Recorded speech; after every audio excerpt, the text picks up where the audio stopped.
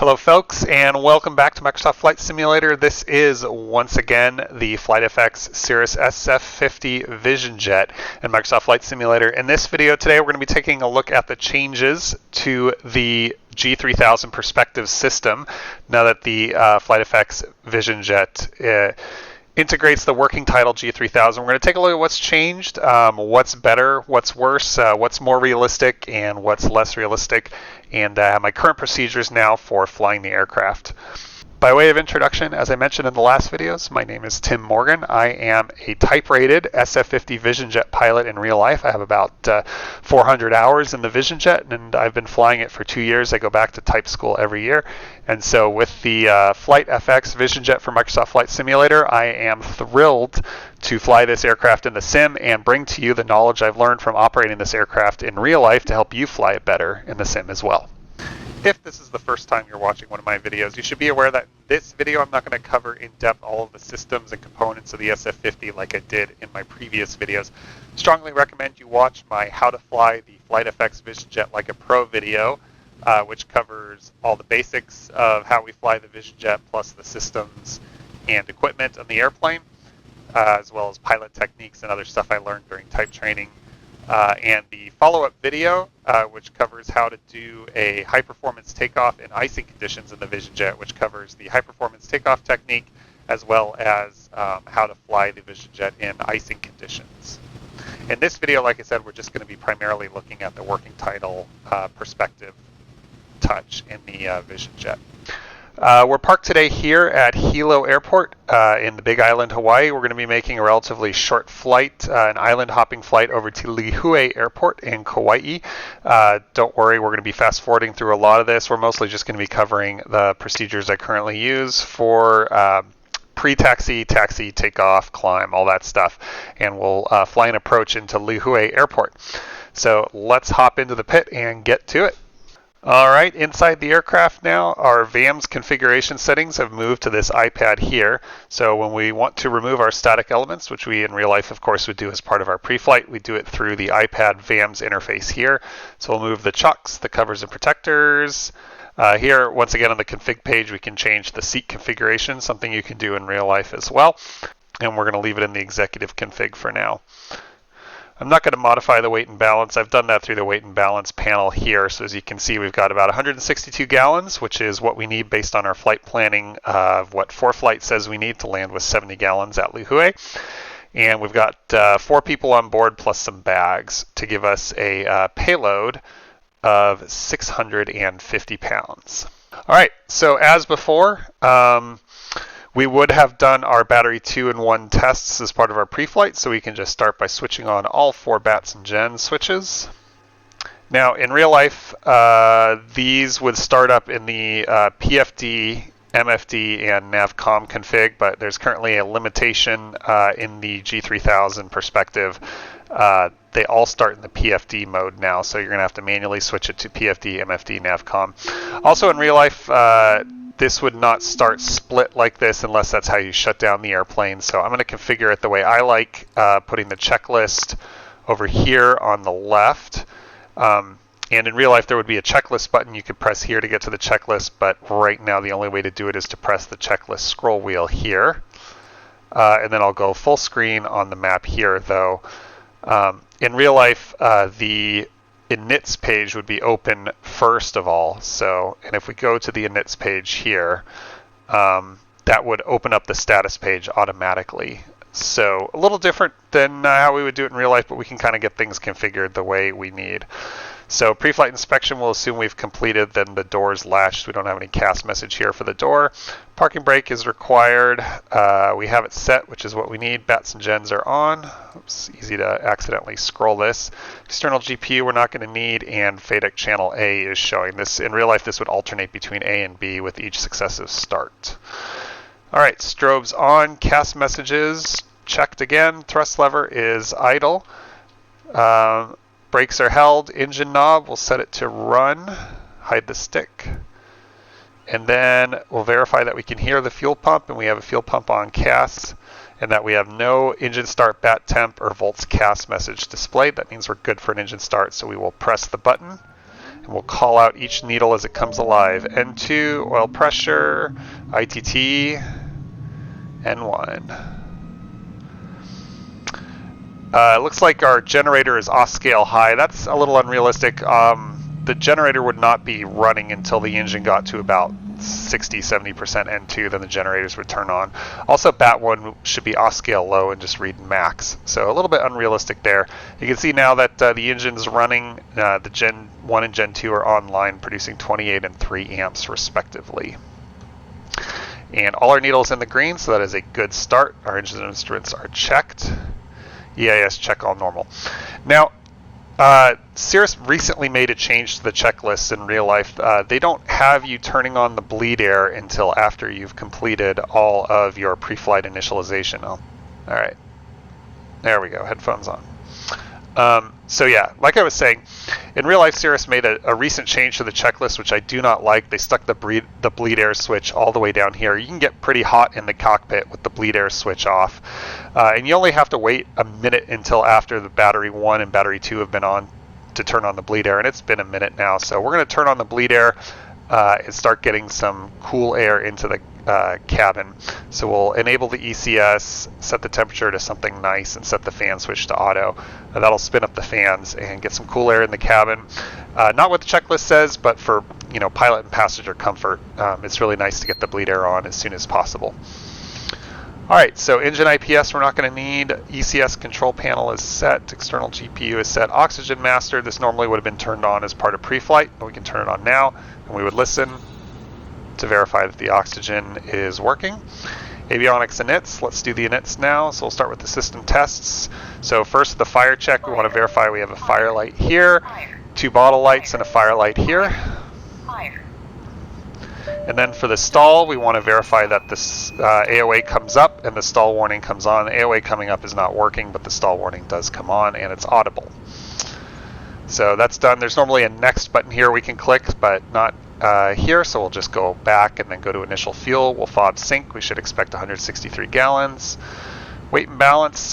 This page is completely different from how it is in real life. In real life, it's a big long list of every station, and you have to put in the weight of every station. But in the sim, we get a break. Apparently, we can just put in the total, and somehow it knows the balance. So if we just go to the weight and balance panel, crew and stores is our payload, so that's 650 pounds. So we'll stick that in. And yeah, I don't know how it calculates the, because it doesn't know which passengers are in which seats, so I don't know how it calculates the balance. But like I said, in real life, you actually have to put in the weight of every passenger in every seat and every cargo station. But we should get a aircraft weight of 5889. That doesn't seem right. We're about 5,200 pounds. Well, it's not right here. Got 4 passengers at about 150 pounds each, 50 pounds of cargo. Fuel on board, 163. Well, something's not lining up, but for what it's worth, it honestly doesn't matter that much, and I'd rather have the aircraft weight be too high rather than too low. It's just going to affect its calculated landing speed, takeoff distance, and landing distance, which we know is fine for helo. So we'll just go ahead and continue with this. Again, should be a next button here. We'll go to the flight plan now. In real life, I would beam this over from my iPad. We do have the option now in the FlightFX Vision Jet. You can sync it to your SimBrief profile, and you can pull in a flight plan here, and that is pretty darn close to realistic because, like I said, I would just beam it over from my iPad, and this is pretty much the equivalent of that. But unfortunately, I never actually set this flight up in SimBrief, so we're going to put it in manually.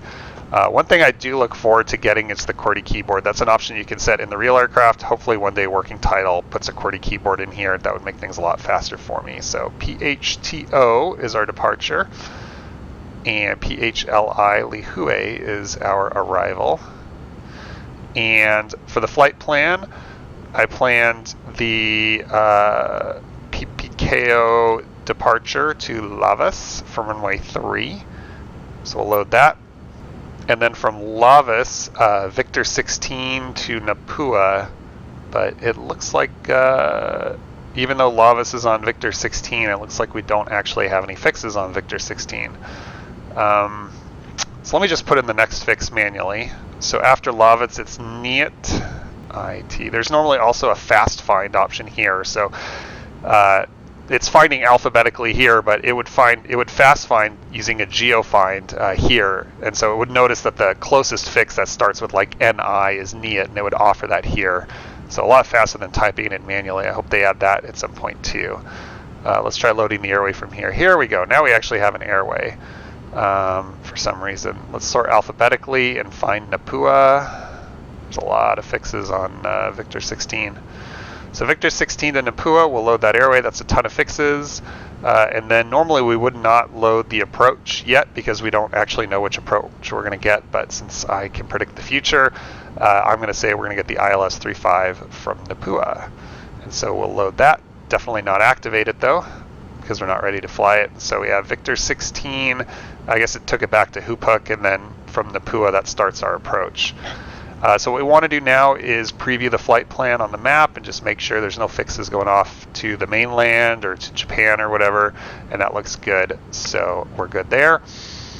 And then we can go back to the inits page, and all of our inits are done, so we can accept the initialization. There is one more step in real life. That's the takeoff and landing performance init, where you have to enter in your calculated takeoff performance, but that's not implemented yet. Okay, so avionics inits are complete. Caps pin is out. Our passenger brief. So normally we would brief our passengers on all the required FAA safety items, including operation of the seat belts, doors, emergency exits, oxygen masks, which would deploy from here. I'd also brief them on how to use the air controls if they were going to do that, how to use the television if that was something they were interested in, and of course, how to use CAPS and how to use the safe return feature in the event of an emergency. For me personally, the most important thing to brief passengers on is the doors, because the doors in the Vision Jet are not super obvious. You have to lift this handle and then push it out and then push this up, and that will expose another handle. You lift that handle, push this down. It's not something a passenger is going to figure out, when there's a fire in the cabin on their own. So, I know a lot of people snooze through safety briefings, especially stuff like the seatbelts or whatever. But for me personally, when I brief my passengers, doors is the most important thing. I want them to be able to get out of the airplane if there's a fire without any trouble or any hesitation. Okay, so passenger brief is complete. Everybody's got their seatbelts on, and we've already turned on the bleeds because we're not sadistic. All right, CommNav GPS set. I'm not going to be flying this on VATSIM or Pilot Edge or anything, so we'll just leave the comms alone. ATIS and clearance again. I don't have VATSIM or Pilot Edge up, so we'll just get the ATIS through this option here. And winds are calm. We got a broken layer at 3,000, overcast 4,000. And then altimeter 3003, we'll set that. Altimeter is set, and we've cross-checked it against field elevation. So one thing I also like to do is have my charts up on this screen. I like to alternate this screen between checklist and charts. So we can bring up the charts, and again, we now support Navigraph charts. And so, the Hilo Airport shows up automatically, and we can see our airport elevation is 38 feet. That cross-checks against the altimeter, so that's good. Go back to the checklist. Transponder, we don't have to worry about. Heading and initial altitude, for that we're going to go back to the charts. And again, normally if the checklist screen is up and this is set to the leftmost pane, you would expect a checklist display here where you could, switch between normal emergency checklists, reset checklists, whatever. But unfortunately we have to go back and hit this button again to go back to the charts. Because this stays on charts even though this is on checklist. Not quite realistic. So let's take a look at the PPKO 1 RNAV departure, and it's a little too small to read, so we'll push this button, pan in, and then drag it around so we can see our departure. So from runway 3, it's a climb on heading 030 to 538 feet, then a left turn direct to PPKO. Our tap altitude is 10,000. So we'll set 030 on the heading bug, and 10,000 on the altimeter. Now, if you have frustration with the altimeter knob, you are not alone. Actually, Cirrus in the last couple of patches has been tweaking the acceleration of the altimeter knob. In real life, it's gone through a couple changes. People don't like it, they do like it, whatever. Cirrus can't seem to find a good acceleration that works. What we have in the sim right now is no acceleration. The altimeter increases sort of just linearly no matter how fast you move the knob or how much you move the knob. In real life, you can turn the knob 5 or 6 twists and then it'll start to accelerate, and sometimes that means you'll overshoot your altitude because it accelerates a lot. They're kind of still working on it. It's not perfect yet. Okay, back to the checklist. So heading and initial altitude are set. Flight controls, free and correct. We move the flight controls around and just verify that there's no sticking or binding. And then trim. In real life, I think it says trim for takeoff, and takeoff just means this green band here. It doesn't have to exactly be 6 degrees. It just has to be within the green band. Flaps 50, so we'll drop the flaps a notch and just verify that they show 50. Electric roll trim is centered. Toga button will press. That's down here. And when we press that, we have takeoff active with altitude select armed. What we're going to do is arm nav mode. And so now it's takeoff with FMS armed. Now in the G2 Vision Jet, you can also arm a vertical mode. So we should be able to also arm flight level change. That's not implemented yet, which makes this exactly like the G1 Vision Jet, where the only vertical mode you can have armed is altitude select. So I'm going to fly this using the G1 Vision Jet procedures, which is namely to activate a vertical mode after takeoff, since you can't arm it on the ground.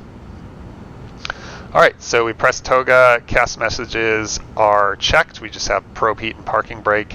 In real life, you would be able to cancel this flashing caution using a button here that is not showing up yet in the Working Title G3000. Seats are upright, parking brake is released, and we'll skip the parking brake and brake check, and we'll go right on to the departure briefing because we don't want to do that while we're taxiing. So let's go back to the charts. Again, we have to kind of recycle the charts page, a little unrealistic. So here's the airport chart. So as you can see, if we zoom in, we're just parked here, kind of pointing at the departure end of runway 3. So we'll just make a quick left and then a right out here onto the taxiway. We'll take Charlie down to runway 3. It'll be a standard takeoff for runway 3, flaps 50 for departure. And we have takeoff active with FMS and altitude select armed. We will arm flight level change and auto throttle. We'll activate flight level change and auto throttle after we take off. So airport elevation is essentially sea level. So from brake release to rotation, we'll abandon for any malfunction, come to a complete stop on the runway, make a decision as to a further action. From rotation to 600 feet for an engine failure, we'll land straight ahead. For a fire, we'll continue the takeoff, return to the airport and land. From 600 feet to 2,000 feet for an engine failure, we'll pull caps immediately. For a fire, we'll continue, return to the airport and land. Above 2,000 feet, we'll perform the appropriate checklists and memory items. No threats for the departure today, and let's brief the departure procedure now. So we're going to be flying the PPKO 1 departure. So from runway 3, that's just a climb heading 030 to 538 feet, then a left turn direct to PPKO. And then from there, we need to be above 3,800 feet by Maloa, and that will be no problem for us. No notes that apply for us today for the departure, and we're going to be flying it to all the way to Lavas, where we will join Victor 16. Departure brief complete. Let's go back to the checklist now, and let's get ready to taxi. So we'll take off the parking brake. Again, the click spot's a little offset from the actual parking brake, and we will zoom in this map here for safe taxi. So let's switch the pane over to the right-hand side. I think we have to go back to do that. And then I'll zoom way in so we get some good safe taxi. So now we can do our brake check just really quickly here. And then we'll try not to slice this guy's torso off as we turn into the taxiway. Handling on the ground still pretty unrealistic. In real life, the airplane's got a lot more inertia. And obviously, in real life, you can't steer with the rudder pedals. You have to use the brakes because it's a free castering nose wheel. And the combination of the high inertia, heavy weight, and the nose wheel steering means it's not nearly this twitchy on the ground. You kind of want to steer it with these really slow, deliberate turns. So it doesn't look like this. This looks really twitchy compared to how it handles in real life. All right, we're approaching the departure end of the runway. We'll assume we've been cleared to take off here, so we will get the landing lights and probe heat on. Remember, there's a 5-minute limit on probe heat on the ground. So those are on. Engine IPS we're not going to need. It's nice and warm out. Obviously, we won't need wing stab IPS. All the CAS messages are clear. Trim is still set. Flaps are still set. And we don't have any takeoff CAS message. And multifunction windows, we're just going to zoom this out so that we get some traffic awareness on the departure. Just something far enough out that we have good traffic awareness. All right, taking the runway now. Let's go to the next checklist. And we're just going to skip the takeoff checklist and go right to the climb checklist. So we'll have that ready. Now we do have one T, and that's the T for thrust, the takeoff thrust setting. We're missing a T for N1, so an N2. So we have at least one T we can look at now. So now that we're on the runway and we've cross-checked our runway, we just simply go takeoff, verify that takeoff shows here. It doesn't to the T. We have 3 T's, and then engine instruments look good. Airspeed alive.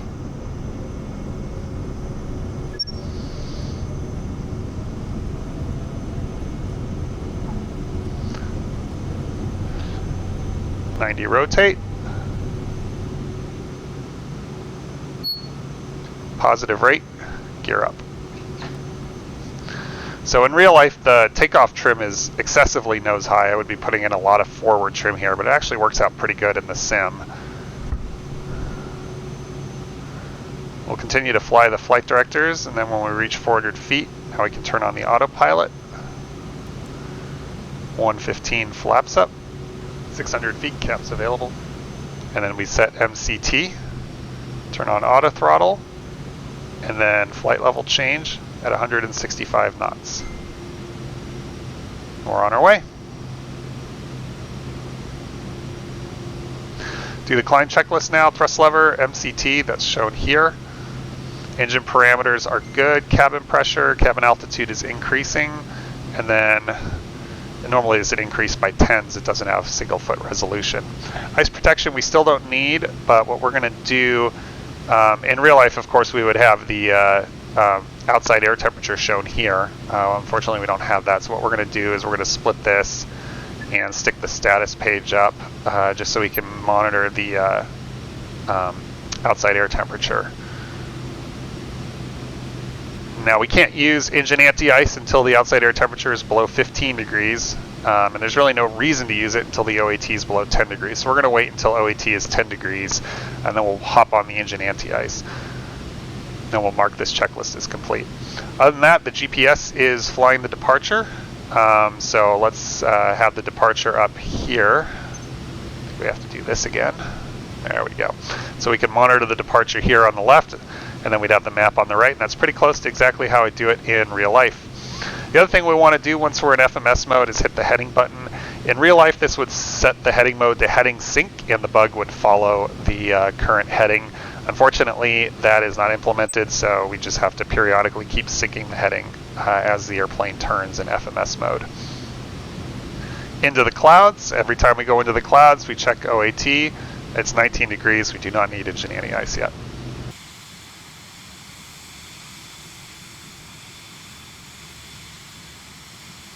Turning on to PPKO now. I'm going to zoom out. The screen seems to have zoomed itself in, so I'm going to zoom it out again just so that we have some traffic and I guess also weather awareness. Apparently it's raining here, though I didn't see any rain.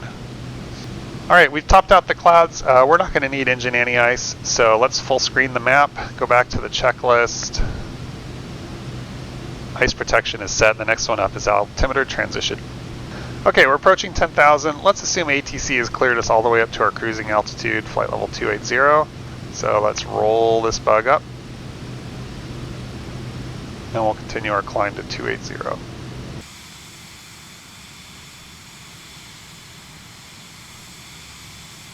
All right, we are coming up on our transition altitude of 18,000 feet.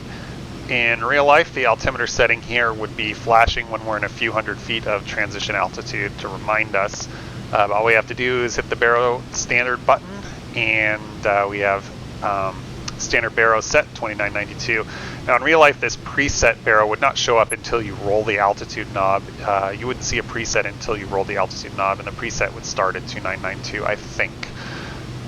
But we have that ready to go here for when we start the descent.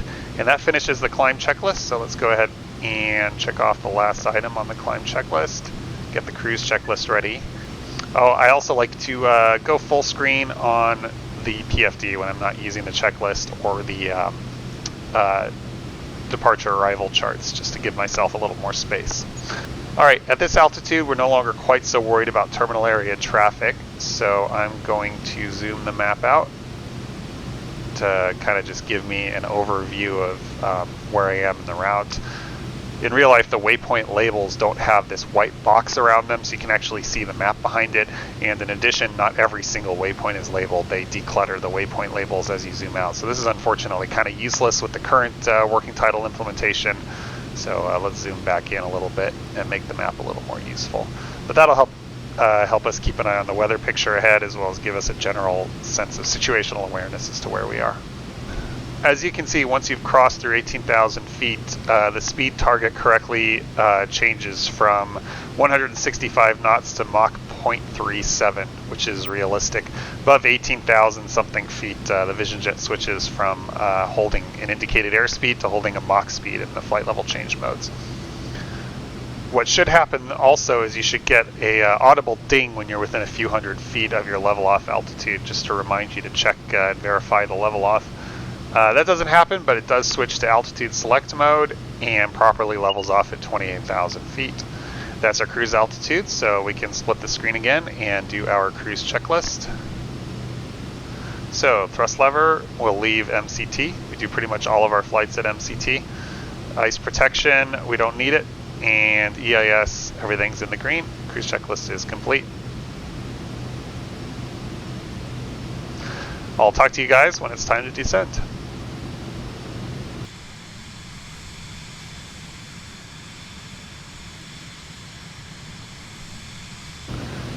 Alright, we're back here at 28,000 feet still with the auto throttle holding Mach 0.52. That's just below the barber pole speed of Mach 0.53, which is the MMO for this aircraft. Now, because I programmed in the ILS, we have vertical waypoints up ahead, which means we have a VNAV profile. So you can see our time to top a descent is 13 minutes. In real life, when it's 1 hour to top a descent, that's when I like to start doing my descent items. First and foremost, of course, using the satellite phone on board the aircraft to call the FBO and let them know my arrival time so that they'll have the fuel trucks and the golf carts ready for me when I land. The other descent items I will do is get the weather at the destination, which in real life you can do with the waypoint info page, airport. This will have a weather option, and you can see here the wind direction and the speed, clouds, temperature, dew point, altimeter, and you can see the raw METAR as well. This screen is very close to real life. In real life you have the option of showing either the raw or decoded METAR, so this is pretty darn close. I would plug this into my performance planner to calculate my landing distance and program that into the performance page here, which would normally not have these two options, but instead have a landing, takeoff and landing distance setting options here. But that's not implemented, so what we'll do instead is we'll skip that and go right to the arrival brief. I know I'm going to have enough runway because it's Lihue, it's a big airport, so I'm not worried about that. But in real life, of course, I would always calculate my landing distance for each landing. Okay, so let's talk about the arrival brief now. We'll split the left screen again, and we'll go over to the charts page again. And this time we have Lihue set automatically. There are no arrivals for Lihue, but if you recall, our route takes us to Napua directly, which is an initial approach fix for the ILS. So from Napua, we'll fly directly to Morki, and Morki at 3,000. Our final approach fix is at Kule at 1,900, and then from there we'll follow the ILS down to our minimums. Our minimums are 296 feet and half-mile visibility, and judging by the weather we just saw, that's going to be no problem for us. If we need to go miss, that's a climb straight ahead to 600, then we turn right heading 110 to intercept the 070 radial outbound to Crean for a parallel entry at Crean for the hold. We're not going to worry too much about VOR and ILS frequencies because we'll be doing most of the navigation via GPS, and when we activate the approach, the ILS course and frequency should be set for us automatically. We'll see if that's the case in the working title implementation of the Perspective Touch. No notes apply for us today, so we'll go right on now to the airport diagram. So we'll land runway 35 and we'll taxi to the FBO here. So we'll come off probably at Delta and then just take Delta straight across to the FBO. That's what we can expect with a clearance across runway 3. No hot spots for their taxi route in, so that is approach brief completed. Let's go back to the checklist page now. So thrust lever is set, landing field elevation 32 feet, that's correct. Ice protection we still don't need. We'll preset the altimeter now to the current altimeter setting at Lihue, which is 3002. Seat belt secure. And we'll go on to the approach checklist. We've completed our approach briefing. Seats are normal and upright position. Once again, still don't need ice protection. Lights we don't need to change. Those are set. And so we will hold at the flaps and put away the checklist. We're now 9 minutes from top of descent. We'll assume ATC has told us to descend at pilot's discretion, so we'll just go ahead and put the final approach fix altitude of 1900 feet in the window so that the airplane starts down. In real life, of course, you wouldn't be cleared to descend at PD all the way down to 19,000 feet. They take you down in steps. Okay, and then the last thing to do is to arm VNAV. So when we press this button, vertical path is armed, which means at top of descent, the airplane will start going down. Now, vertical navigation in the Vision Jet is pretty simple.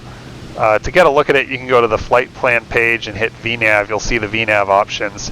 And you'll see it's planning on a flight path angle of 3 degrees, which gives us a vertical speed target of 1,600 feet per minute, and a FMS speed of Mach 0.52. Once we actually start down, this vertical speed required and vertical deviation will come alive.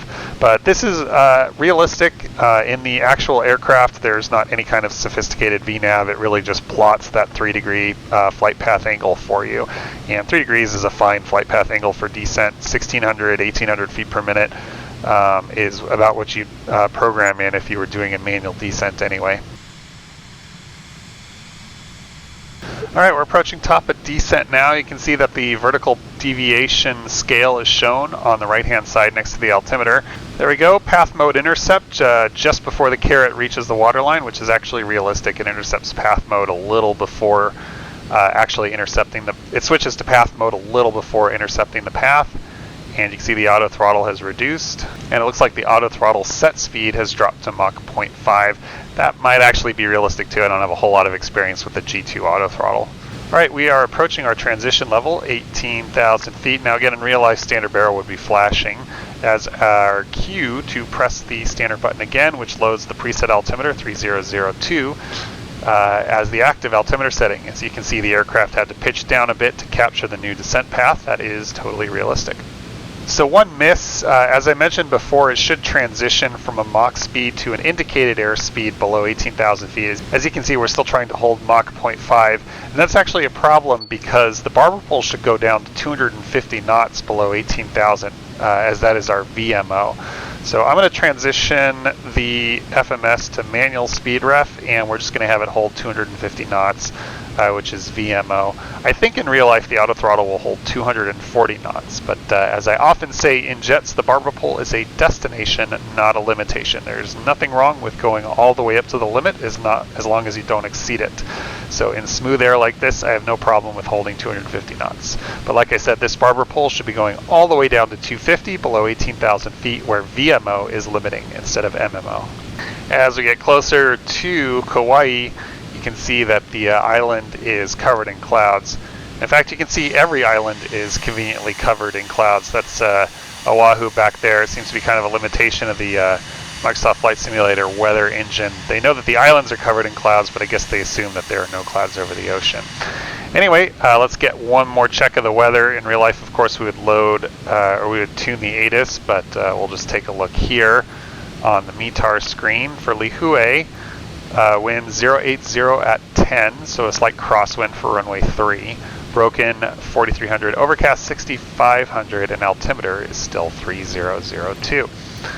We are approaching clouds, so we'll get one more check of the outside air temperature. It's above 17 degrees, so we still do not need engine anti-ice. So that means we're not going to be using any anti-ice for this flight, which is pretty much what you can expect in Hawaii in the summer, as long as there's no high-level clouds. Let's split the left screen, and we'll bring up the approach on the left side, and we have that ready to monitor our progress through the approach. Alright, once we cross Hupuk, assuming we're cleared for the approach, I would activate the approach in real life, which would take us direct to Napua, and also would give us ILS indications as a shadow needle on this. So you'd see a second bearing needle here which would give us a cue as to when we're turning on to the ILS, and the avionics would automatically switch the nav mode to ILS and tune the ILS. We'll see if it does all that here. So let's go to proc, and then we'll activate the approach from NAPUA.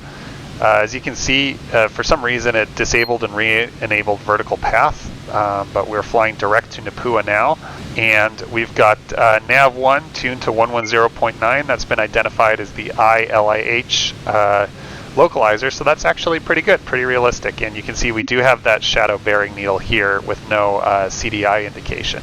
So I'm actually pretty impressed. As we get closer, and let's bring the range down for traffic and situational awareness. As we get closer, you can see we also have the shadow glide slope indication here. And crossing NAPUA now, we want to be slowing to 140 knots per the Cirrus SOP, so we're going to roll the speed knob back to 140. Okay, we're slowing to 140 knots. We're turning onto the localizer. All going well. Once we start to intercept the localizer, it should automatically switch to ILS navigation. We have a V-speeds alert here, probably because we don't have any V-speeds set. In the real Vision Jet, VREF is dynamically calculated and shown to you as a green donut on the airspeed indication. You don't have to manually program it, but that's not supported yet. So what we can do is go to the status page and get our VREF 79 knots, and we can just plug that in. The other thing that's unrealistic is normally the VR, VX, and VY speeds are shown all the time. You don't have to turn them on. And like I said, VREF is typically not shown because it's dynamically calculated for you and bugged as a green donut on the airspeed indication. All right, we're turning on to the ILS now. You can see we've got the shadow bearing pointer here and shadow glide slope here. So everything is looking good. If it doesn't automatically transition to transition the nav source, I'll just go ahead and do that manually. And there we go, automatically transitioned. We're in loc mode, and the only thing we need to do is activate glide slope mode. We do this by hitting the approach button. In real life, we're taught to hit the approach button when we are cleared for the approach. So when ATC says you are cleared for the approach, hit the button. Everything else will be taken care of automatically. And as you can see, we're now in localizer and glide slope mode. We're fully coupled, fully established, ready to fly the approach. We'll do one more quick brief of the missed approach. That's a climb straight ahead to 600 feet, then a climbing right turn, heading 110 to intercept the 070 radial outbound. Also, crossing the initial approach fix, we normally set flaps 50. Flaps 50 would bring the barber pole down to 150 knots. That's the speed limit for flaps 50, so in real life we would see the barber pole come down to 150 knots. Let's slow now to 120 as we approach the final approach fix. Again, this would all be done automatically by the auto throttle normally, but that doesn't seem to be the case here. Let's do the approach checklist now. A little late on that, but flaps 50 and airspeed is set.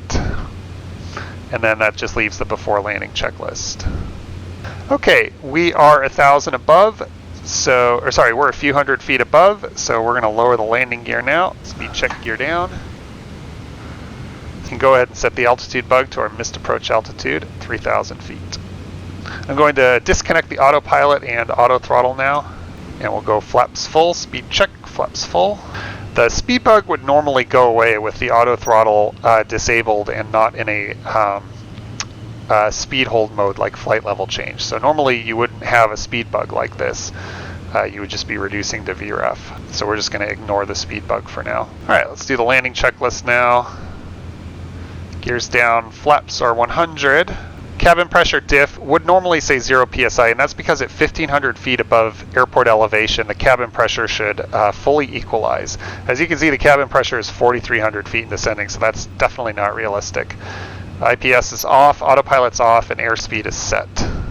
And we can burn through these as well, since we don't need a checklist to tell us how to land. And we have the go-around checklist ready. So normally what we do is we hold green donut plus 10, and again, green donut is the dynamically calculated VREF. It's constantly changing on the airspeed indicator depending on your bank and your G loading and all this. So we would do our best to hold green donut plus 10. As we cross the fence, we would slow to green donut, and then we would hold that as we rotate for landing. Like I briefed, it's a fairly respectable crosswind. We do not forward slip the Vision Jet. That tends to make the stall warning come on and the stick shaker complain at you and stuff like that. So what we generally do is just leave it in the crab until we're very close to the ground. Or at the last minute, we just apply inside rudder to align the nose. Crosswind limits for flaps 100 is 16 knots. You can see we have a 16 knot crosswind, so that's right at our limit for flaps 100. If the crosswind were any higher, we'd have to be doing a flaps 50 landing, which would take up considerably more landing distance. Crossing the fence now, let's slow from green donut plus 10 to green donut, and we'll hold green donut for the remainder of the landing until touchdown. Getting high, let's come back on the power. We have plenty of runway, so I'm not super worried. And then, as I said, at the last minute, let's just kick in rudder to straighten the nose, come all the way back on the power, and hold the landing attitude until we touch down. We'll keep that rudder in, keep the nose straight, come all the way back on the power. Apply a little brake. We don't need a lot of brake because we're taxiing all the way down to Delta. All right, now that the airplane is slowed, let's zoom in the map so we get some situational awareness as to where Delta is. In real life, all the taxiways and buildings and runways are labeled. It's very nice. The other thing this is missing that you get in real life is some runway alerting. So as you approach a runway or on the ground, or as you turn final on a runway in the air, a little window will pop up here letting you know what runway you've lined up for and how much distance there is. It's very helpful to make sure you've lined up for the correct runway. It also tells you what taxiway you're on when you're taxiing. Okay, let's roll over to the next checklist since we're not going around. And we'll raise the flaps. And we'll verify that the IPS is off, probe heat comes off, landing light comes off. Usually there's like a 5-second delay before the probe heat warning comes on because it's based on temperature, not the switch position. And we have done a brake check, so that completes the after landing checklist. Let's continue through Delta now. Assume we got our taxi clearance to the FBO. And let's kill the flight director as well. All right, clear left and clear right. We'll cross runway 3. Now we're going to try to keep our power low as long as possible because as you can see the first item in the shutdown checklist is a 2-minute idle. I don't consider that to be 2 minutes of full idle. I just keep the power really low for my taxi-in. And I'm not like working the brakes really hard with power, and that's sufficient to complete the 2 minutes. Normally, as I come into the ramp, I turn the strobes off just so that I'm not blinding the ramp crew. And if the ramp crew waves at me, I might flash the landing light a couple of times just to let them know I see them, and I'm taxiing into the spot, and I'm ready to follow their directions. But we'll just pretend there's someone waving us here. Again, because we called the FBO in advance on our sat phone. We would hope that they've got the fueling truck ready to go and everything we need so that we can get a nice quick turnaround for our busy jet life. All right, I'll come to a stop here. Thrust lever is idle, IPS is off, bleed air is off, oxygen master off. For quick turns, I would leave the oxygen master on just because there's no point in turning it on and off and on and off because you're just going to waste oxygen when you do that. If I'm leaving the airplane out overnight, I would turn the oxygen master off so it doesn't leak oxygen overnight.